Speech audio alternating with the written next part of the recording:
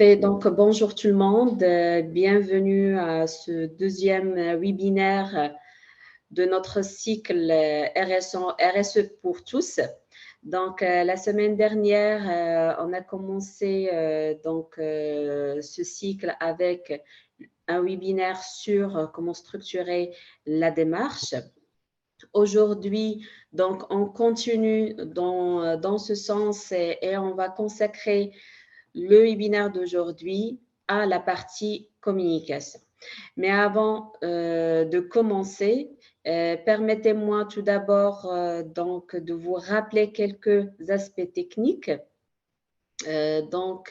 Premièrement, il faut se renommer, donc ça permet une facilitation, si on veut dire, de se connaître les uns aux autres, de garder vos micros et vos caméras durant les présentations éteints. C'est essentiellement pour des raisons techniques et pour avoir une meilleure connexion et qualité de visualisation.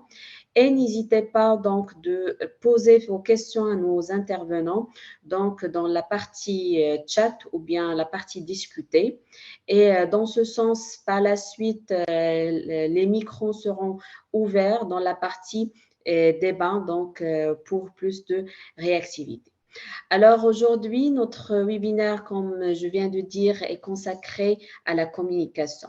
Comme vous le savez, lorsqu'on évoque l'engagement RSE, donc il faut retenir deux piliers. L'identification des risques de l'activité de l'entreprise et le dialogue avec les parties prenantes. Alors, lorsqu'on parle du dialogue, c'est généralement donc de la concertation, de la consultation et de l'information. Donc, l'entreprise, bien l'organisation d'une manière générale, il doit être en permanente échange ou bien informer en permanence ses parties prenantes. Et cette partie communication, donc, c'est une garantie de la transparence qui est l'élément clé dans tout engagement RSE. Alors, dans ce sens, aujourd'hui, avec nous, donc, des experts en la matière, où on va discuter et partager avec nous leurs réflexions en la matière. Alors, le webinaire sera organisé en quatre temps. Donc, première intervention de notre professeur Pierre Jonathan Bikanda, donc, qui va faire une certaine contextualisation en la matière. Une deuxième intervention qui sera assurée par Madame Seynabou Guy Diouf, donc, qui va partager avec nous l'expérience de l'entreprise de Rotec. Une troisième intervention de Madame Marie-Thérèse Bouane-Guessan, donc, qui va nous présenter comment une entreprise labellisée Blamont doit communiquer avec ses parties prenantes. Et en dernier, nous allons ouvrir le débat donc à vos questions, à vos remarques et réflexions.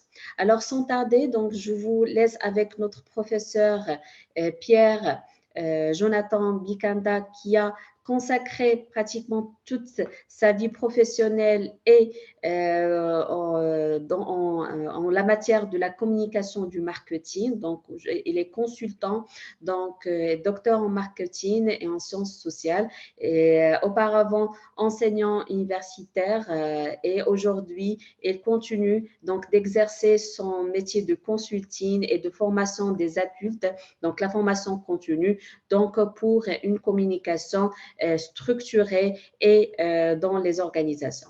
Alors, sans vous tarder, je vous laisse avec Monsieur Pierre Jonathan Bikanda. À vous la parole. Merci. Merci beaucoup. Moi, c'est Pierre Jonathan Bikanda. Je vais vous entretenir pendant 20 minutes sur la communication responsable. Alors, je peux mettre mon partage d'écran, si vous le permettez. Allez-y, monsieur Bikanda, c'est bon, j'ai arrêté le mien. Voilà. Voilà, OK. Alors, Moi, je vais parler de la communication responsable et je pourrais, à titre, pour démarrer, vous dire, si on dit communication responsable, c'est peut-être qu'il y a une communication irresponsable. Mais ce n'est pas de ça qu'il s'agit parce que ça serait opposé une communication responsable à une communication irresponsable. Ce n'est pas tout à fait ça. Nous allons voir que c'est beaucoup plus compliqué que ça.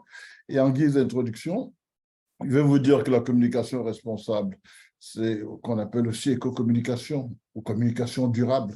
En fait, tout ça rentre dans un nouveau paradigme qui est celui du développement durable.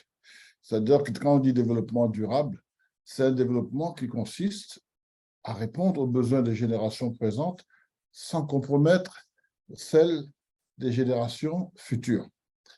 Et ça veut dire quoi, en gros? C'est que la perspective du développement durable, je la résume en 6 S2E, c'est-à-dire que le social, l'environnement et l'économie sont indissociables et forment système. Vous allez me dire pourquoi. Parce qu'avant, quand on disait qu'il y avait la communication, c'est que la communication classique ne s'occupait que du dernier E, l'économie, produire, vendre, mais on oubliait que tous ces éléments sont liés à l'environnement, sont liés à la société, et on ne voyait que la dimension économique. Donc, le passage qu'on veut actuellement, quand on parle de développement durable, c'est que la communication revient dans ses fondamentaux. Parce qu'avant le grand développement économique, la communication a toujours existé. À chaque époque, la communication varie. Quand on parle de communication actuelle, responsable, c'est parce qu'on est à une autre époque. Et cette époque, qu'est-ce qu'elle demande? C'est de revenir aux fondamentaux. C'est-à-dire que la communication, dans le mot communication, il y a le mot commun. Le mot commun, écoute, dialogue, échange d'informations, comme l'a précisé In tout à l'heure, mais pour l'action collective. Ce n'est plus seulement l'action d'une entreprise qui veut gagner de l'argent, mais c'est pour nous tous. Ça veut dire que la communication ici, et quand on parle des parties prenantes, c'est que tout le monde est impliqué, parce que les problèmes d'environnement, d'économie, de social concernent tout le monde. Alors, qu'est-ce qu'on demande en fait à la communication? C'est de lui dire qu'il faut changer, déjà.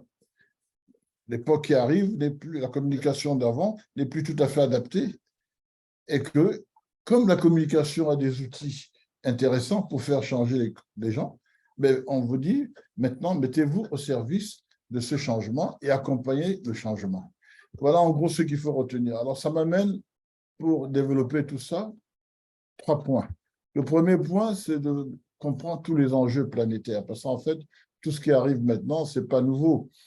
Mais ce qu'il y a de nouveau, c'est que tout le monde est sensibilisé aux problèmes d'égalité, aux problèmes de ressources qui sont limitées.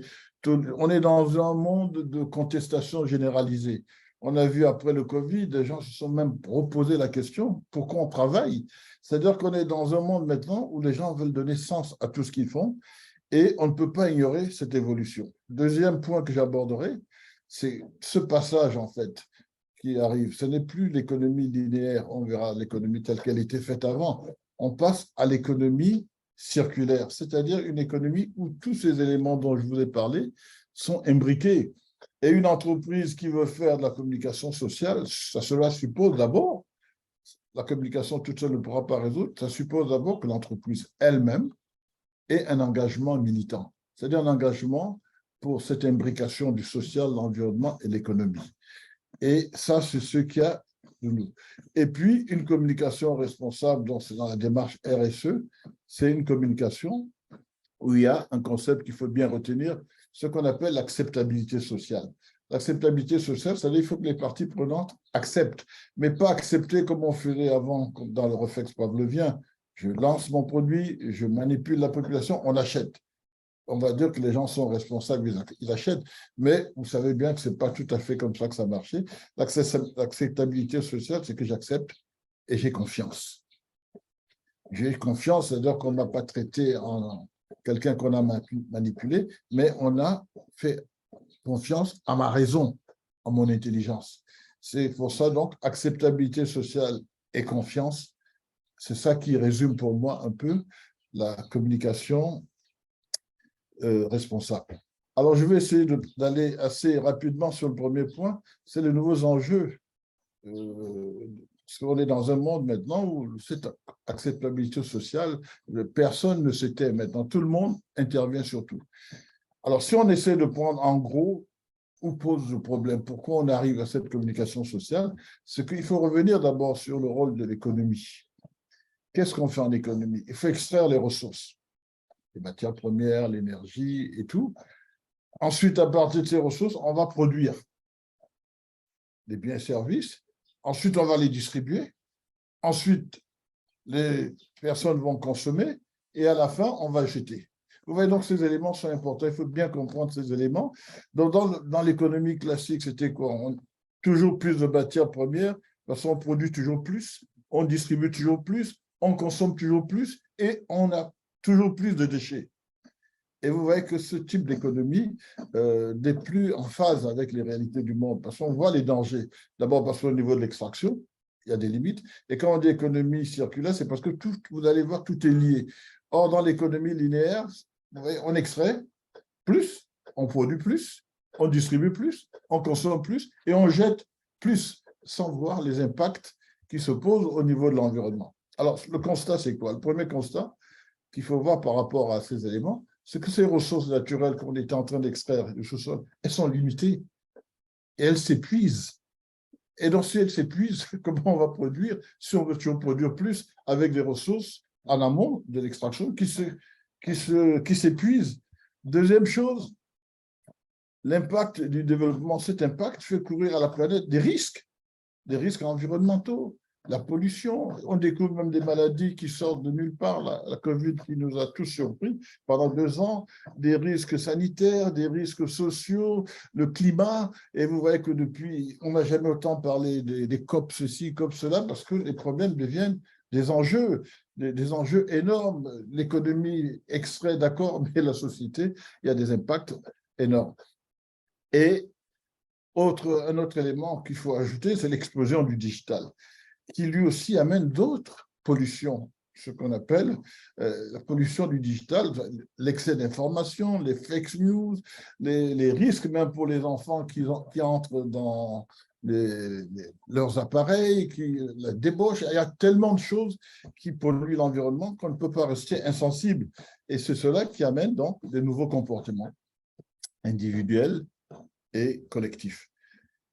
C'est-à-dire que les gens commencent à se poser la question, mais finalement, cette consommation qu'on fait sans arrêt, ce travail qu'on fait sans arrêt, finalement, quel est le sens?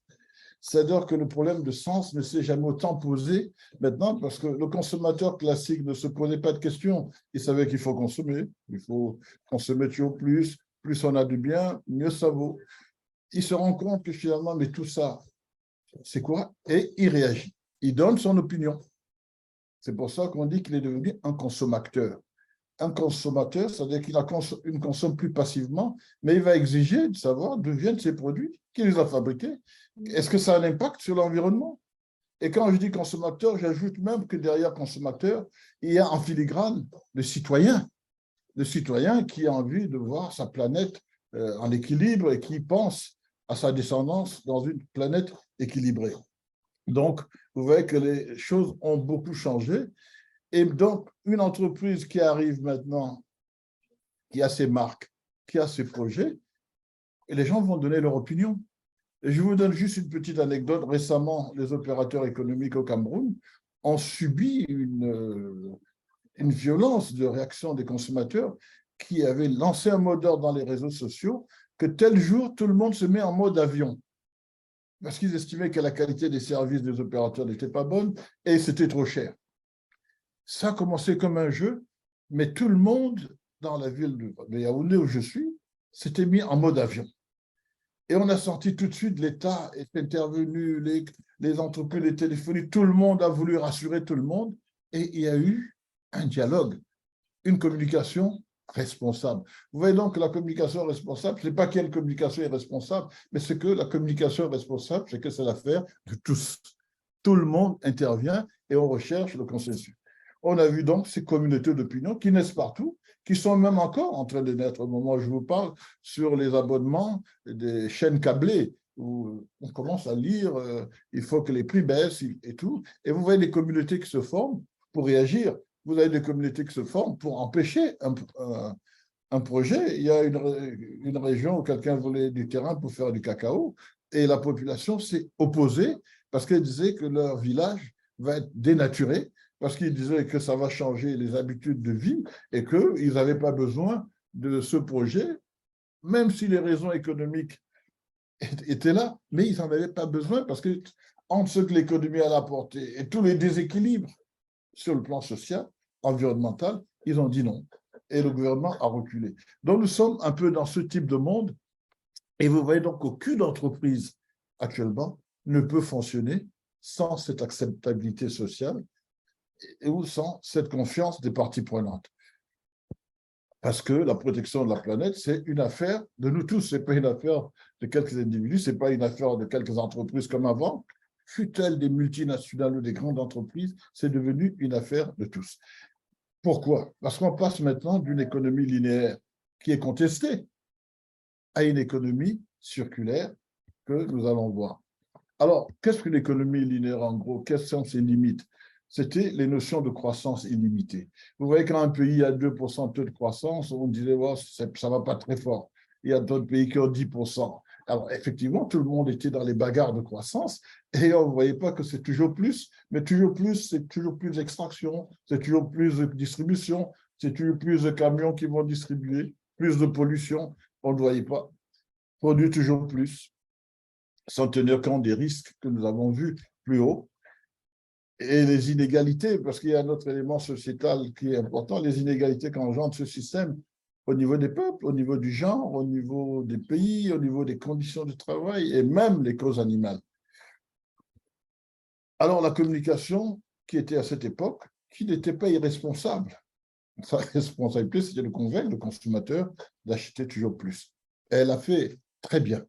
Elle a fait très bien. Et maintenant, ce qu'on lui demande, en fait, c'est de passer à l'économie circulaire, d'avoir le même dynamisme pour amener les gens à comprendre que tout est lié, que les enjeux environnementaux, les menaces sur la planète, l'écologie, l'économie, tout ça est lié et qu'on doit avoir tous des comportements responsables parce que c'est notre planète à tous, parce que nous sommes tous concernés. Et donc, vous voyez que la communication unidirectionnelle va devenir une consommation où les gens sont plus responsables que de promouvoir les nouveaux comportements. Pourquoi jeter tout? Pour recycler les produits, protéger la nature. Maintenant, c'est une communication qui va dans le sens où on veille sur l'acceptabilité sociale. Dans l'économie circulaire, qu'est-ce qu'elle a de circulaire? C'est que tout est lié. Si vous détruisez la nature, il n'y a plus de matière, vous ne pourrez pas produire. Chaque cause a un effet et chaque effet devient notre cause. Et si vous ne pouvez pas produire, il n'y aura pas de distribution. Et s'il n'y a pas de distribution, il n'y aura pas de consommation. Et tout ce que vous jetez doit être recyclé. Vous voyez, on est dans un cycle. Ça ne part pas comme ça, comme c'était un aboutissement logique, mais c'est qu'on doit revenir dans l'extraction. Parce que ce qu'on jette peut resservir, d'où tous ces débats sur les énergies renouvelables, sur ceci qui est renouvelable, tout ce qu'on peut, même la mode des habits, on renouvelle même la production des jeans qu'on jetait avant et tout. Donc, vous voyez, cette économie circulaire, c'est une économie qui n'est plus de consommer toujours plus, mais c'est de consommer mieux. Consommer mieux. Est-ce qu'on a besoin de 5 voitures? Est-ce qu'avec une voiture, je ne peux pas fonctionner? Oui, et autant de questions qui se posent.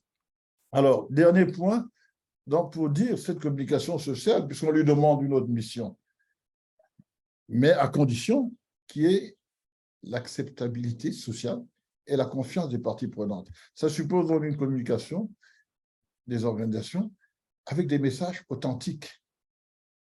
Ce que l'entreprise dit, elle le fait. Sinon, il y a tous ces abus quand on parle de greenwashing et tout. Ce n'est pas d'édulcorer pour dire qu'on est dans la communication responsable en manipulant encore, comme la communication a l'habitude de faire, mais cette fois, c'est en étant vraiment cohérent entre ce qu'on dit et ce qu'on fait. Et ce qu'on dit, on le dit à des adultes. On respecte les adultes, il y a une éthique, c'est une communication durable. Et la communication elle-même, qui doit promouvoir les valeurs de vivre ensemble, elle-même doit réduire ses effets. Plus d'affiches, plus de ceci, plus de pubs, plus de papier, elle-même aussi a un impact environnementale. En gros, pour me résumer, ce qu'on veut que la communication sociale responsable, pardon, par rapport à la communication unidirectionnelle, je ne dis pas irresponsable, ce qu'on attend d'elle, c'est qu'elle soit l'écho de nouveaux enjeux, qu'elle accompagne ce changement. D'une manière générale, je peux dire qu'on lui demande de parler aux gens en adulte et de ne plus les considérer comme des enfants. Merci beaucoup pour votre attention. Thank you for your attention. In French, merci pour votre attention. Merci infiniment, cher professeur. Donc, vous êtes dans les temps, comme toujours. Alors, pour synthétiser, 3 mots d'ordre. Donc, vous avez parlé de 3 aspects. Premièrement, donc aujourd'hui, que le contexte économique change, de beaucoup d'enjeux qui remontent et aujourd'hui, on peut dire qu'on est des victimes de notre succès. Et aujourd'hui, on n'est plus en mesure de consommer, de se permettre ce luxe d'extraction et d'utilisation massive des ressources naturelles. Deuxième aspect, c'est l'économie circulaire qui refond en quelque sorte la démarche RSE et de la communication d'une manière générale. Et surtout, il n'y a pas donc une contradiction ou bien un face-à-face, si je peux le dire, entre communication irresponsable et communication responsable, mais plutôt aujourd'hui, lorsqu'on parle de cette communication responsable, durable, c'est vraiment le changement de paradigme et comment l'entreprise doit communiquer et renforcer ce commun et gagner de l'acceptabilité sociale au sein du marché. Et bien sûr, vous avez évoqué l'aspect digital et aujourd'hui, on parle de la pollution digitale.